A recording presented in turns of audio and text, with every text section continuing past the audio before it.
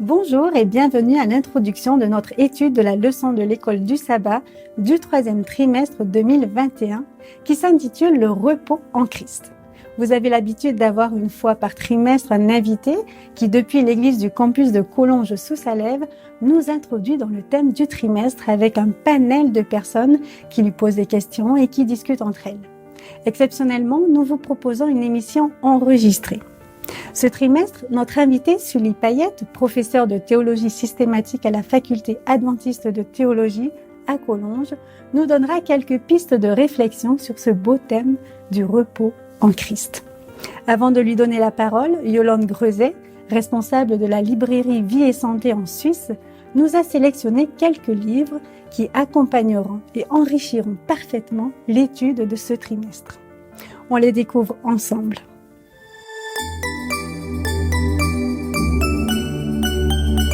Bonjour à tous. J'ai le plaisir de vous présenter quelques livres qui accompagneront de manière utile les études du troisième trimestre 2021 de l'École du sabbat sur le thème « Le repos en Christ ». Alors, ces livres vous sont proposés par Sully Payette, qui est professeur à la FAT de Collonges, et par la librairie Vie et Santé en Suisse. Alors, le premier livre que j'aimerais vous présenter, c'est « Le ciel ou le vrai repos », un livre de Richard Baxter. En fait, ce livre a été écrit il y a environ 400 ans. Mais malgré tout, il reste bien d'actualité parce que même si la manière d'écrire est quelque peu ancienne, il nous présente ce qu'est le repos en lien avec le ciel. Un sujet qui pourrait paraître incongru au milieu d'une vie aussi bousculée qu'est la vie moderne. Mais l'auteur montre que le croyant a tout avantage à se préparer pour le ciel, ce lieu où nous allons nous rendre, ce lieu où nous serons enfin en repos. Et c'est la méditation du ciel qui est la meilleure façon de s'y préparer. Un deuxième livre que je vous présente, c'est le livre de Laetitia Thomas-Février qui s'appelle « Dans son repos ». Alors là, c'est un livre complètement différent parce que dans cet ouvrage, vous trouverez une collection de très beaux poèmes-prières pour tous ceux qui ont envie de vivre dans le repos de Dieu. Il n'est pas toujours facile de s'arrêter pour méditer, pour prier. Alors ce livre va vous aider avec des textes simples, remplis de tendresse et qui touchent au cœur. Un troisième livre qui s'appelle « Dans la joie et le repos de sa présence », un livre de Tom Hess, qui nous parle du Shabbat comme une expérience grandiose attendue chaque semaine avec impatience. Il veut nous aider à avoir une bonne compréhension de ce jour, qui veut dire pause ou se reposer, être tranquille. Mais c'est aussi réaliser que la notion du Shabbat recouvre plus de sens qu'aucun autre ne pourra le faire et, entre autres, c'est celui qui nous permettra d'entrer, de vivre et de se réjouir dans le repos de la présence du Seigneur du Shabbat. Un quatrième livre qui nous parle aussi du sabbat, mais cette fois qui a été écrit par une théologienne suisse. Alors elle nous présente le sabbat en lien avec notre monde, qui a mis au centre de sa vie les activités, le travail, ainsi que le statut économique et social. Et elle nous invite à retrouver l'essence même du sabbat, c'est-à-dire s'arrêter pour se retrouver, pour être et pour entrer en relation. Dans cet ouvrage, vous y trouverez des études de textes bibliques sur le sabbat, tout un chapitre sur la tradition juive et pour finir, comment vivre et pratiquer le sabbat aujourd'hui. Un petit bémol, parce que lorsqu'elle parle qu'il est bon qu'aujourd'hui nous fêtions le Shabbat le dimanche, mais cela n'enlève rien à la profondeur de sa réflexion. Un autre livre un petit peu plus poétique, c'est Paroles, prières en vol. Un livre pour prendre à nouveau le temps de vivre le repos. Il y a dans ce livre 52 versets bibliques tirés de la version Paroles de vie. Ils sont proposés et suivis d'une brève méditation à partir d'un mot du texte biblique. Le tout accompagné de magnifiques photos qui invitent également à réfléchir et prendre le temps de se reposer. Face à notre quotidien surchargé, ces textes parlent de patience, de persévérance, de douceur, de repos, des mots qui font du bien. Et là, le dernier livre que je vous propose, alors je n'ai pas le livre en chair et en os, parce qu'on me l'a présenté samedi et je n'ai malheureusement pas eu le temps de le commander, mais je vous présente déjà sa couverture. C'est le livre qui s'appelle « Venez vous reposer » de Michel Van Herde. Alors, Michel Van Herde donne au lecteur d'aujourd'hui des clés spirituelles pour retrouver son élan vital quand le burn-out guette. Pour cela, quels meilleurs exemples que les hommes et les femmes de l'Évangile? Confrontés aussi à leur humaine condition, portés et inspirés par la figure de Jésus, ils apprennent à traverser la solitude, à accueillir l'imprévu, à sortir de leur zone de confort, surmonter ses peurs, apprendre à passer des caps, assumer son originalité. Telle est la leçon qu'ils nous transmettent. Alors le lecteur d'aujourd'hui se reconnaîtra parfaitement dans ces portraits si actuels et réconfortants qui parlent au cœur. Il y trouvera aussi une source d'inspiration pour retrouver ses fondements et les motivations profondes de sa vie, et pour enfin se reposer. Et l'auteur de ce livre a cumulé de nombreuses charges professionnelles et il sait donc de quoi il parle quand il propose du repos qu'il ne faut pas culpabiliser à s'accorder. Alors voilà, tous ces livres sont disponibles à la librairie Vie et Santé, qui expédie aussi à l'étranger. Et durant les mois de juin et de juillet, un rabais de 10% sera accordé à l'achat de l'un de ces livres. Merci de votre écoute et je vous souhaite de riches moments d'études dans vos classes d'école du sabbat autour de ce thème si important au XXIe siècle, le repos. Merci à Yolande pour ces propositions de livres disponibles dans nos librairies chrétiennes ou d'église en France, Suisse et Belgique. Alors, qu'est-ce que cela veut dire se reposer en Christ? Quelles sont les 13 facettes de ce repos abordées ce trimestre? Parmi elles, il y a bien sûr le repos du sabbat, mais pas seulement. Comment vivre la paix dans la famille, dans l'église et surtout être en paix avec nous-mêmes? Comment vivre en paix dans un monde qui ne s'arrête jamais? Laissons la place à notre invité, le professeur Sully Payette. Quant à moi, je vous retrouve en fin d'émission.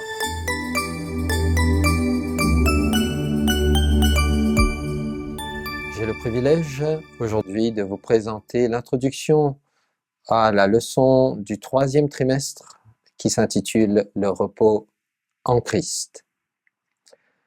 L'existence de l'homme est faite de l'alternance du travail et du repos, du trouble et de quiétude. Pour vivre pleinement, il semble que les contraires doivent coexister.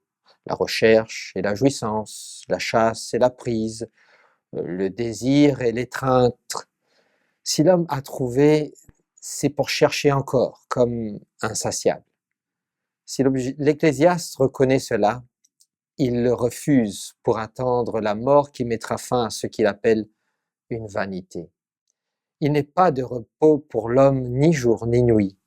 À quoi bon chercher puisqu'on n'atteint jamais? Ecclésiaste chapitre 8, verset 16. Ce qui lui reste cependant sous le regard de Dieu, c'est la modeste jouissance du moment présent. La tradition biblique dans son ensemble maintient cependant l'alternance et en découvre le sens. Ce qui chez l'homme est succession et peine coïncide purifié en Dieu. Le vrai repos n'est pas cessation mais accomplissement de l'activité. Alors il devient dès ici-bas un avant-goût du ciel.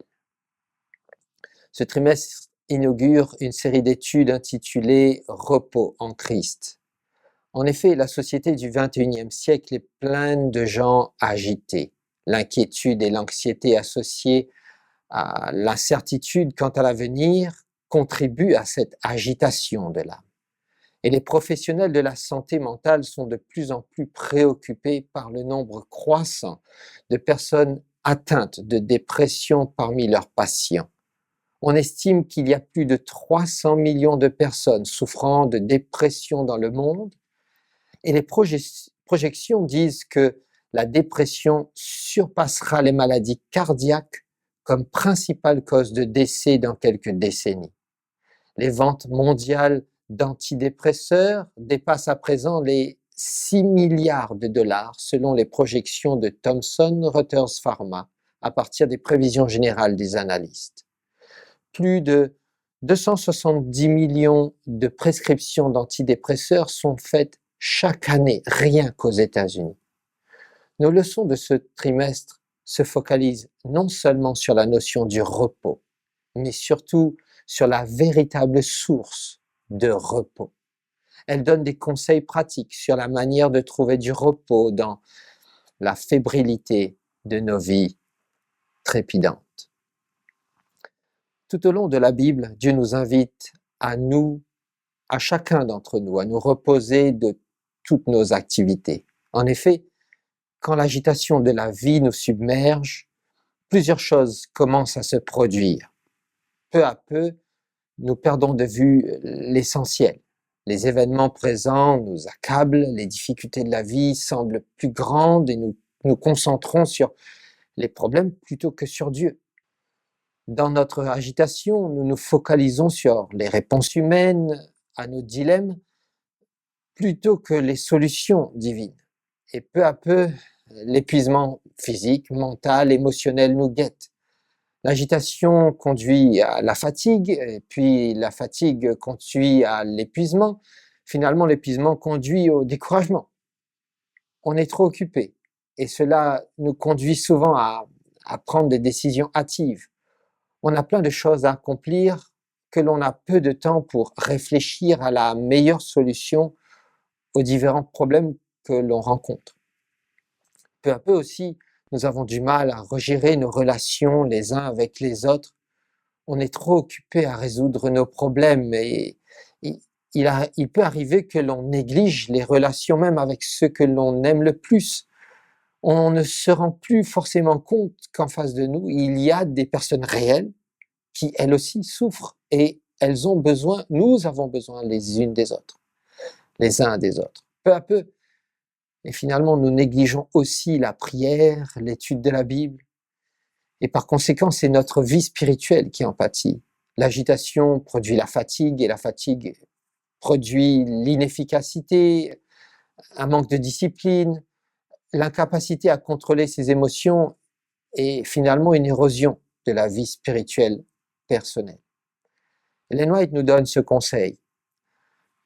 Tous ceux qui sont à l'école de Dieu ont besoin d'heures paisibles de communion avec leur propre cœur, avec la nature et avec Dieu. En eux doit être révélée une vie qui n'est pas en harmonie avec le monde, ses coutumes et ses pratiques. Ils ont besoin d'une expérience personnelle pour acquérir la connaissance de la volonté de Dieu. Nous devons individuellement l'entendre parler au cœur. Quand toute autre voix a été étouffée et que dans la tranquillité nous demeurons devant lui, le silence rend plus distincte la voix de Dieu. Il nous commande. Arrêtez et sachez que je suis Dieu. Psaume 46, verset 11. Voici la préparation efficace à toute action pour Dieu. Au milieu des foules pressées et du courant des activités intenses de la vie, celui qui est ainsi rafraîchi sera enveloppé d'une atmosphère de lumière et de paix. Il recevra un nouveau don de force physique et mentale. Sa vie exhalera un parfum et révélera une puissance divine qui atteindra le cœur des hommes. Ministère pour la guérison, page 44. Et ici, nous avons la première source de repos. Le repos doit se trouver en Dieu. Cherchez ce repos en Dieu. Un autre repos qui nous est cher en tant qu'adventistes, c'est le repos du sabbat. Et on peut le trouver dans Genèse au chapitre 2 et le verset 2. Et la version Tob nous lit comme suit. Dieu acheva au 7e jour l'œuvre qu'il avait faite. Il arrêta au 7e jour toute l'œuvre qu'il avait faite.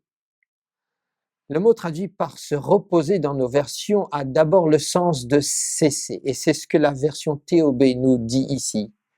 Il ne s'agit pas simplement de se reposer, mais de cesser pour se reposer. Quand on va un peu plus loin dans le livre de l'Exode, chapitre 31 et le verset 17, il est écrit « Il est le signe qu'en 6 jours, le Seigneur a fait le ciel et la terre, mais que le 7e jour, il a chômé et repris son souffle », selon là encore la version TOB. Ainsi, cesser une activité dans le but de reprendre son souffle, de se restaurer, se reposer, voire d'en faire un jour de fête. Voilà la nuance de se reposer. Il peut néanmoins nuancer la notion de reprendre son souffle ici.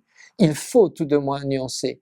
Dans ce verset se trouve un anthropomorphisme très audacieux.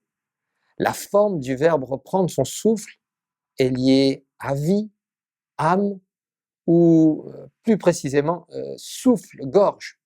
Le verbe est généralement traduit par « il était rafraîchi », offrant ainsi une image très humaine.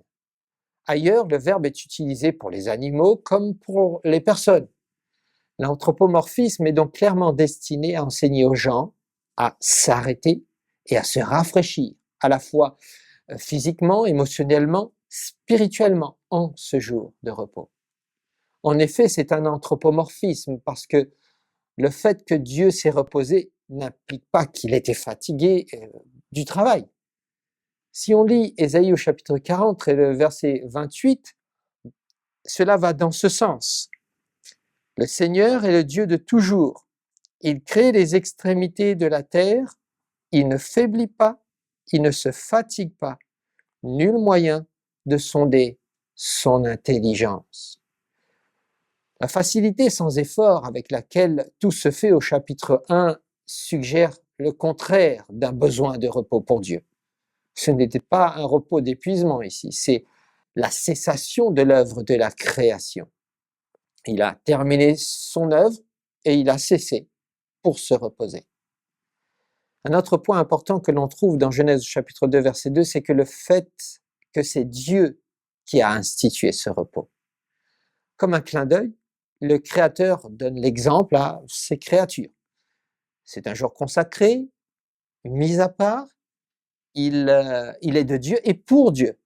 Mais Dieu choisit d'en faire un temps de rencontre avec sa créature.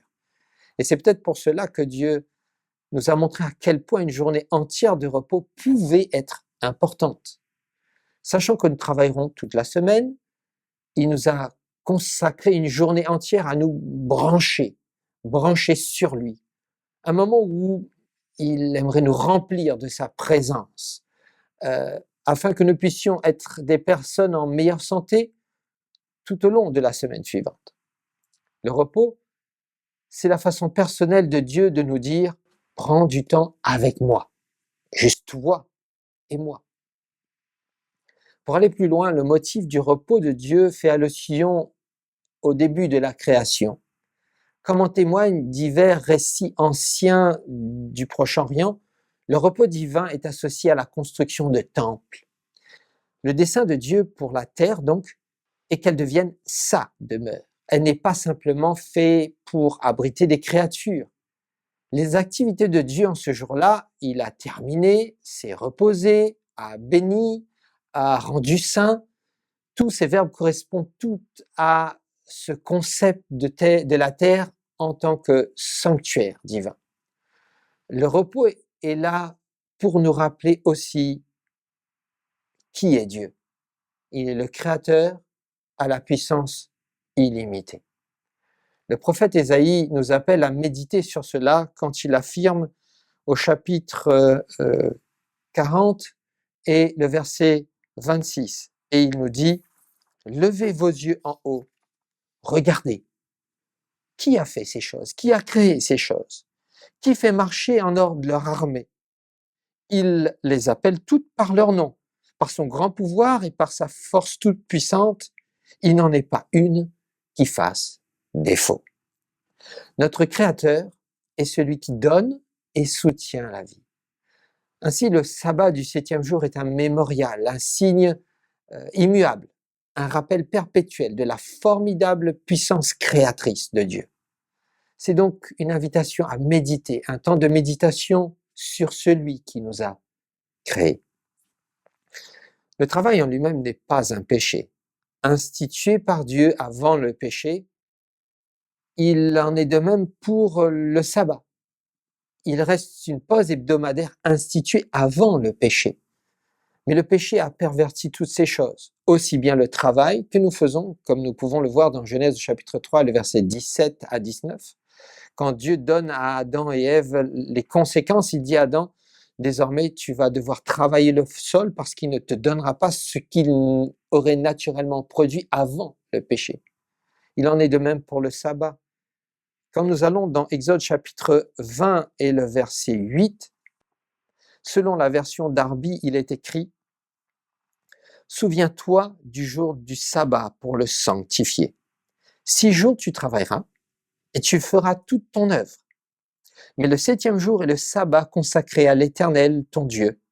Tu ne feras aucune œuvre, ni toi, ni ton fils, ni ta fille, ni ton serviteur, ni ta servante, ni ta bête, ni ton étranger qui est dans tes portes. Car en 6 jours, l'Éternel a fait les cieux et la terre et la mer et tout ce qui est en eux, et il s'est reposé le 7e jour. C'est pourquoi l'Éternel a béni le jour du sabbat et l'a sanctifié. Le premier verbe que l'on peut voir ici dans ce verset est le verbe « souviens-toi ». Il est à l'absolu infinitif. Il fonctionne ici à la place de l'impératif emphatique, comme on dit en hébreu. L'absolu met l'accent sur l'idée verbale de la base de la racine, c'est-à-dire le souvenir. Le verbe comprend l'activité mentale de ce rappel et de réflexion, ainsi que sur les actions conséquentes pour un tel rappel. Il y a le risque d'oublier, mais pas forcément et uniquement intellectuellement. On peut connaître le sabbat, vivre le sabbat, mais sans véritablement le vivre intérieurement. Il y a là encore une invitation à un mémorial. Il faut choisir de le mettre à part parce que Dieu a donné l'exemple et il nous dit « fais comme moi ». Mais le mettre à part, c'est aussi préparer le sabbat. Je ne peux pas simplement entrer dans le sabbat sans préparation au préalable. C'est comme partir en vacances sans s'y être préparé à l'avance. Si on ne sait pas encore où on va, si l'on ne fait pas de réservation au préalable, si on ne prévoit pas de budget, on ne peut pas correctement aller en vacances ou même jouir des vacances. Il en est de même pour le sabbat. Comme il m'a offert le repos, Dieu me convie à cesser de travailler et ainsi le sabbat n'est pas que pour moi. Si on revoit le verset, remarquez que ce n'est pas que pour moi. Le verset montre l'exemple qu'il faut le faire pour d'autres que moi. Au verset 10, « Tu ne feras aucune œuvre, ni toi, ni ton fils, ni ta fille. » C'est-à-dire des êtres qui me sont légitimes. Mais cela ne s'arrête pas là. C'est aussi pour des serviteurs, mes bêtes, mes propriétés, voire même l'étranger qui est dans mes portes. Si je suis invité à ne pas oublier, je suis demandé à ne pas imposer ce repos à l'autre. Imposer de travailler à l'autre, excusez-moi. Est-ce qu'à la maison, j'ai une bonne, par exemple? Vais-je lui demander de travailler chez moi alors que moi, je vais vivre mon sabbat? On peut retrouver cette notion ailleurs dans le livre du Deutéronome, au chapitre 5 et le verset 12. La version du Semeur nous traduit le texte comme suit. « Observe le jour du sabbat, fais-en un jour consacré à l'Éternel, comme l'Éternel ton Dieu te l'a commandé. Tu travailleras pendant 6 jours et tu feras tout ce que tu as à faire. Mais le 7e jour est le jour du repos consacré à l'Éternel ton Dieu. Tu ne feras aucun travail ce jour-là, ni toi, ni ton fils, ni ta fille, ni ton serviteur, ni ta servante, ni ton bœuf, ni ton âne, ni ton bétail, ni l'étranger qui réside chez toi, afin que ton serviteur et ta servante se reposent comme toi. Tu te souviendras que tu as été esclave en Égypte et que l'Éternel ton Dieu t'a tiré de là en intervenant avec puissance. C'est pourquoi l'Éternel ton Dieu t'a demandé d'observer le jour du sabbat. Remarquez ici, la liste est un petit peu plus longue. On en a rajouté le bœuf et l'âne. La raison nous est aussi donnée et elle est simple. Ne deviens pas un faiseur d'esclaves. Si tu sais ce que vaut d'être libre, sois donc aussi un libérateur. Donne l'occasion aux autres de rencontrer leur libérateur, celui qui t'a libéré. Trop souvent, je pense à moi, à mon repos, à ma relation avec Dieu. Qu'en est-il des autres qui m'entourent? Nous savons à quel point le péché nous rabaisse, nous avilit, nous rend égoïstes. Donnons-nous aussi l'occasion aux autres de rencontrer celui qui libère du péché. Il y a dans le verbe Shabbat aussi la notion de prendre des vacances, où je peux en jouir autrement que par un travail séculier. Il y a un autre verbe pour le repos que l'on trouve dans Exode chapitre 20 et le verset 11. Il est dit, car en 6 jours, l'Éternel a fait les cieux, la terre, la mer et tout ce qui est en eux, et il s'est reposé le 7e jour. C'est pourquoi l'Éternel a béni le jour du sabbat et l'a sanctifié.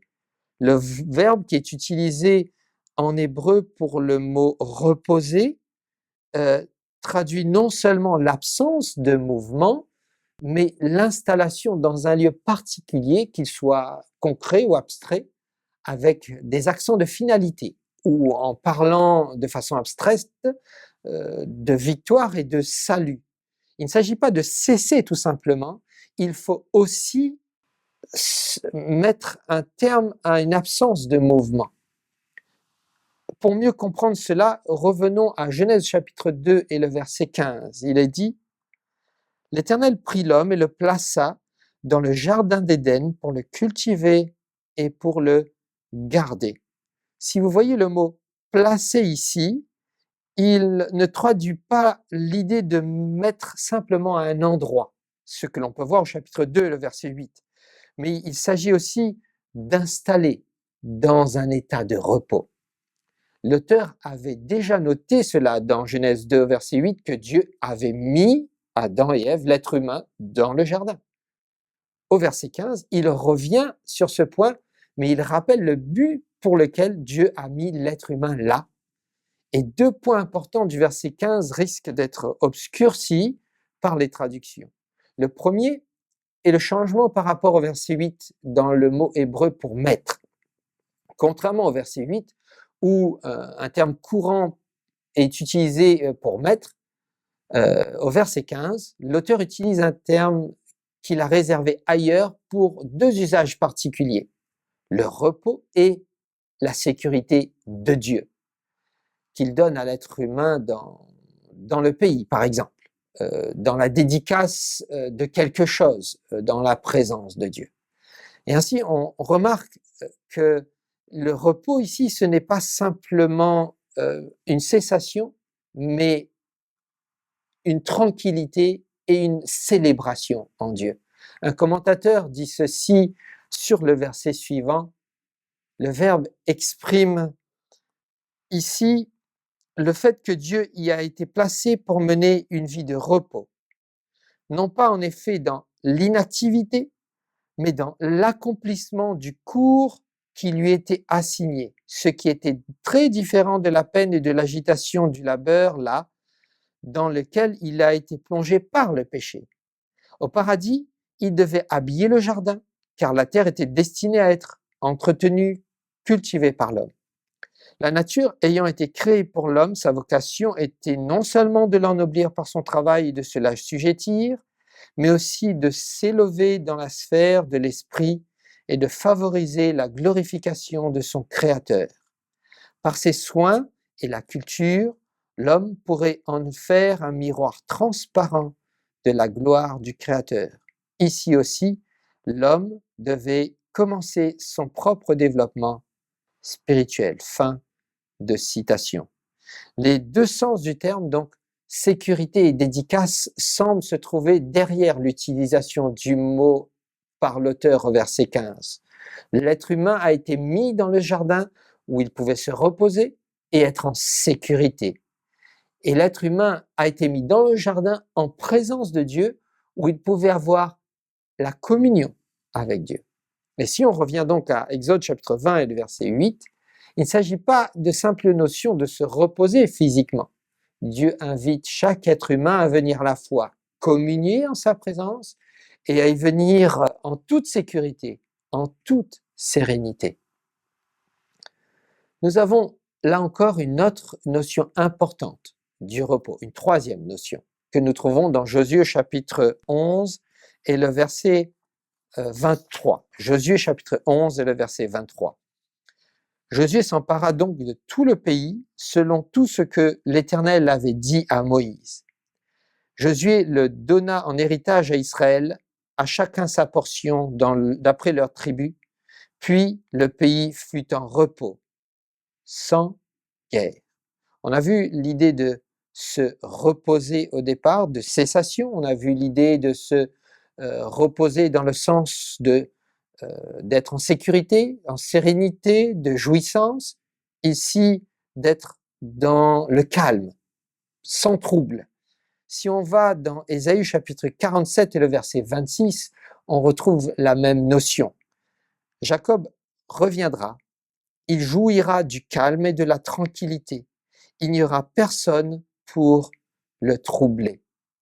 L'idée de base de la racine de ce troisième mot en hébreu est la tranquillité, l'absence de conflit, de guerre, de trouble, l'absence d'inquiétude et d'anxiété, et l'absence d'obligations impérieuses ou encore de quelques éléments perturbateurs. Et si l'on résume, le repos, c'est bien sûr se reposer, cessation de travail, de l'activité, de la menace ennemie ou de combat, de l'errance, de voyage, de l'inquiétude.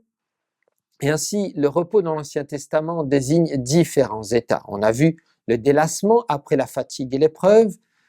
Deuxièmement, la cessation de l'activité. Mais on se rend compte que même si on cesse de travailler et si on s'allonge pour dormir, on peut ne pas trouver du repos. Et l'Ancien Testament nous fait alors découvrir d'autres types de repos, comme on vient tout juste de le voir, la tranquillité, la quiétude, la sérénité sans se limiter au sabbat. On est en repos quand on ne redoute pas les ennemis et quand on ne fait pas la guerre. Quatrièmement, le repos, c'est aussi pour désigner un lieu de repos. Le pays de Canaan est le repos assigné par Dieu à son peuple au même titre que le jardin d'Éden pour Adam et Ève. Un cinquième point pour le repos, c'est le tombeau. En effet, le repos est assuré à celui qui descend dans la tombe. Il ne peut plus penser, méditer, jouir du fruit de son travail, mais il ne souffre plus non plus des maux terrestres auxquels il aurait pu être affecté. Le dernier point, et peut-être le plus important, c'est la notion de paix intérieure. Le repos est lié à cette notion de paix quand on cherche la voie du salut, c'est-à-dire du bien, et que l'on la suit. On le trouve, le repos ainsi, en Jésus. Il doit se vivre dans le repos en Jésus. Si le repos doit se vivre de façon particulière le jour du sabbat, elle n'est pas limitée à ce jour de repos. Le repos nous est proposé d'être vécu en Jésus, et pas simplement le sabbat, mais tous les jours. Dans Ésaïe chapitre 30 et le verset 15, selon la version TOB, il nous est dit « Car ainsi parle le Seigneur Dieu, le Saint d'Israël, votre salut est dans la conversion et le repos. Votre force est dans le calme et la confiance. Mais vous ne voulez pas. » Parce que le peuple d'Israël hébreu a préféré à se confier dans les chevaux de l'armée égyptienne plutôt que de se reposer sous les soins de Dieu. le Saint leur avait tendu les bras, il leur avait donné tout ce dont il avait besoin, mais ils ont refusé. Ils auraient pu se cacher sous les ailes comme des poussins, mais ils ne l'ont pas fait. Pourquoi pas, me direz-vous? Car admettre que nous avons besoin de Dieu, c'est admettre notre limitation. Et cette admission, l'esprit humain déchu le déteste. Le retour et le repos sont la prescription de Dieu pour leur situation. Leurs préparatifs effrénés ne leur serviront finalement à rien. Combien mieux admettre leur impuissance et expérimenter la sollicitude de Dieu que d'insister sur leur capacité à faire face et à se priver de ce confort. Repentir et se reposer dans le calme et dans la confiance, c'est la solution de Dieu. La repentance signifie ici retourner en termes d'alliance de Dieu avec l'obéissance due et le respect de la parole de Dieu. Repos signifie arrêter tous les vains efforts de rébellion contre Dieu. Silence et confiance signifiait que le peuple devait mettre un terme à ses moqueries hautaines, plutôt que de s'humilier devant l'Éternel et attendre patiemment son acte rédempteur vis-à-vis de cette armée étrangère. Le retour est habituellement considéré comme ayant à voir avec la repentance, se détourner de notre autonomie pour revenir à Dieu. Il parle de renoncer à ses propres efforts. Le salut consiste aussi dans la victoire sur le mal. Cela implique le pouvoir d'agir en tant que fils et filles de Dieu. Israël devait avoir un pouvoir, une vraie force qui se manifesterait sur ses ennemis. Mais ce pouvoir se trouvait dans le calme et la confiance. Totalement contradictoire, me direz-vous, mais pas dans les activités frénétiques qui le caractériseraient à présent. Et on peut essayer de dormir et de se reposer et essayer d'observer le sabbat, nous aussi aujourd'hui, sans forcément retrouver ou simplement trouver même le repos intérieur. Pour cela, Hébreux au chapitre 4 et le verset 9 et 10, selon la version français courant, nous laisse là encore une réponse pour le repos intérieur. Ainsi, un repos semblable à celui du 7e jour reste offert au peuple de Dieu. Car celui qui entre dans le repos, préparé par Dieu, se repose de son travail comme Dieu s'est reposé du sien. Quel est l'objectif du passage dans Hébreux au chapitre 4 et le verset 9 et suivant? Hébreux souligne le besoin de persévérance et de fidélité dans la communauté chrétienne. La discussion sur le repos de Dieu est subordonnée à cet objectif plus spécifique et il est utilisé pour motiver les croyants à rester et à être fidèles. C'est pourquoi il n'y a pas de discussion détaillée sur la nature du repos que Dieu a offert à son peuple dans le passé, mais qui est toujours disponible aujourd'hui. Un mot qui va revenir régulièrement dans le chapitre 3 et 4 des Hébreux. Il clarifie également l'accent dans Hébreux 4 sur le problème de l'incrédulité et de la désobéissance, le besoin de diligence dans la vie chrétienne. Le passage n'est pas une exposition théologique de l'accomplissement typologique du sabbat donc, ou de la nature du sabbat, ou du repos eschatologique. C'est d'abord et tout simplement une exhortation à être fidèle, à une fidélité à Dieu. L'Ancien Testament contient une théologie du repos de Dieu en plus de la théologie du sabbat qui traite de la promesse du repos de Dieu à son peuple dans le pays et à son propre repos dans le temple.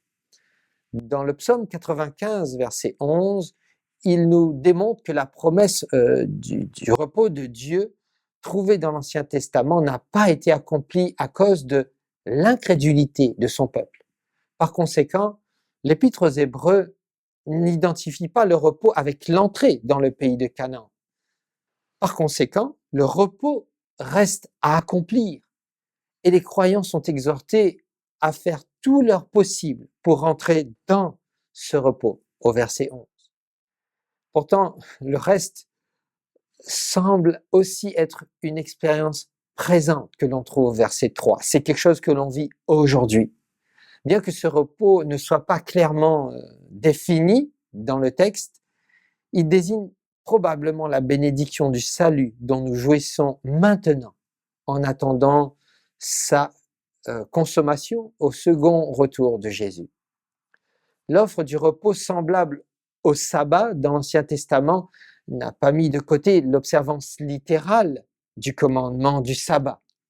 De même, le repos eschatologique ressemble au sabbat, mais ne le remplace pas. Il déclare que le repos eschatologique de Dieu, comme le sabbat, est disponible depuis qu'il a terminé son œuvre de création. Le repos du sabbat illustre également la nature du repos qui est encore disponible en tant que cessation de ses œuvres. Hébreux chapitre 4 et le verset 10 utilisent le sabbat de Genèse chapitre 2 verset 2 comme modèle pour sa compréhension du repos eschatologique. La jouissance à la fois du repos eschatologique et du sabbat exige l'arrêt du travail. Pour entrer donc dans le repos de Dieu, il suffit non pas de rejeter l'obéissance au commandement du sabbat, mais de persévérance et de fidélité et de cesser nos œuvres humaines.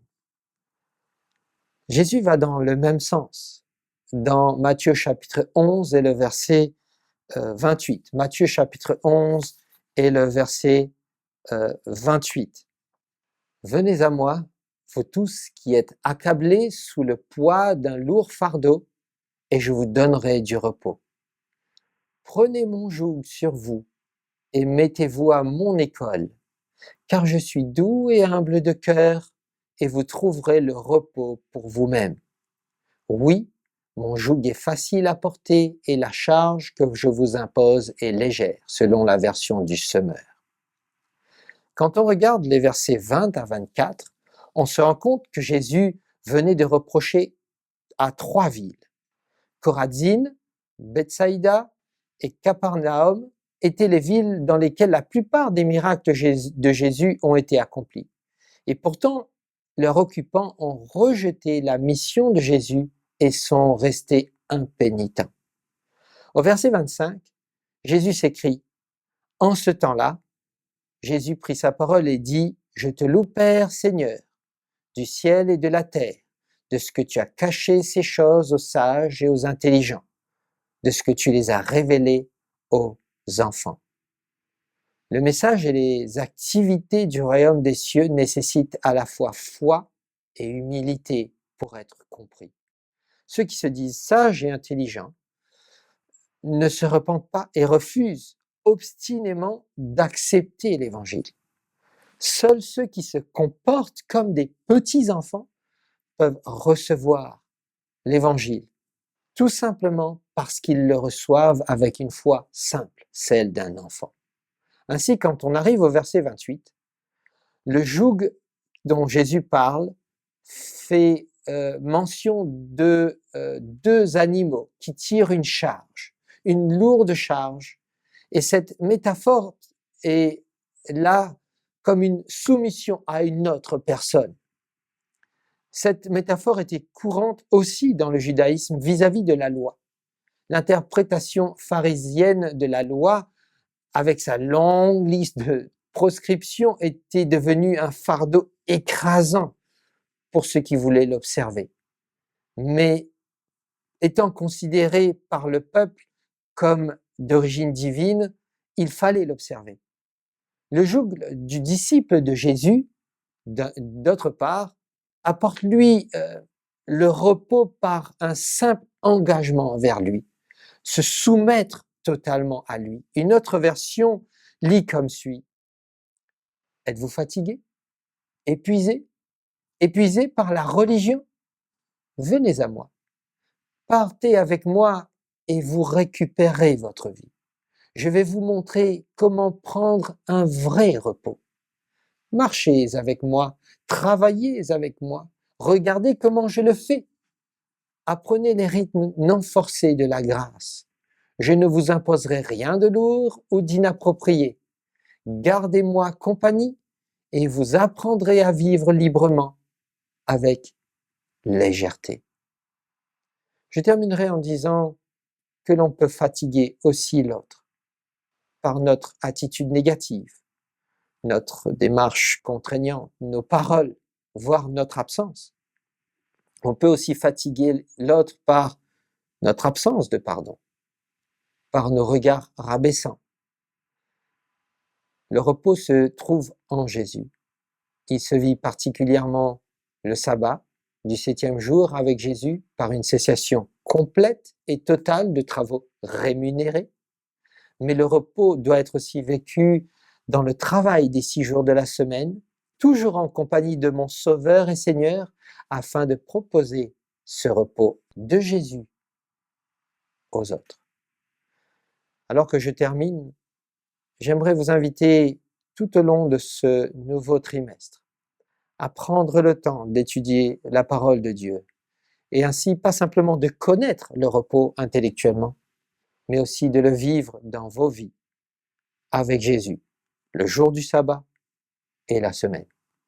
C'est là tout ce que je souhaite pour vous. Prions ensemble. Tendre Père, je te remercie pour le repos que tu nous proposes. Il s'agit d'abord d'un repos physique. Il s'agit aussi du repos du sabbat pour cesser toute activité de la semaine, pour venir trouver la tranquillité, la sérénité en toi, pour méditer sur ce que tu es, le Créateur et le Libérateur. Mais tu nous invites aussi à vivre le repos vis-à-vis du péché et chaque jour nous laisser diriger par toi, nous soumettre à ta volonté et qu'en Jésus nous puissions trouver ce vrai repos qui nous permet de vivre comme tu désires et qui nous permet aussi de proposer ce repos aux autres afin que, en le découvrant, ils puissent le vivre en Jésus. Seigneur, il n'y a que toi qui peux l'imprimer en nous. Fais au-delà ce que nous pouvons te demander et que ta grâce nous soutienne. Donne-nous donc ce repos en toi, car c'est au nom de Jésus que je te demande toutes ces grâces. Amen. Que Dieu vous bénisse. Je vous souhaite une bonne étude pour le 3e trimestre. Nous espérons que cette introduction vous a donné envie d'aller plus loin dans l'étude de cette leçon, mais surtout d'expérimenter tout au long de votre vie le repos en Christ. Merci au professeur Payette et à l'ensemble de l'équipe technique pour la réalisation de cette émission. Merci à vous de nous avoir suivis. Pour ne rien rater de nos émissions, nous vous invitons à vous abonner à la chaîne depuis laquelle vous nous regardez. On se retrouve donc fin septembre avec Daniela Gelbrich, professeure d'Ancien Testament à la faculté adventiste de théologie à Collonges. Elle introduira l'étude du 4e trimestre sur le livre du Deutéronome. D'ici là, prenez soin de vous et bonne étude.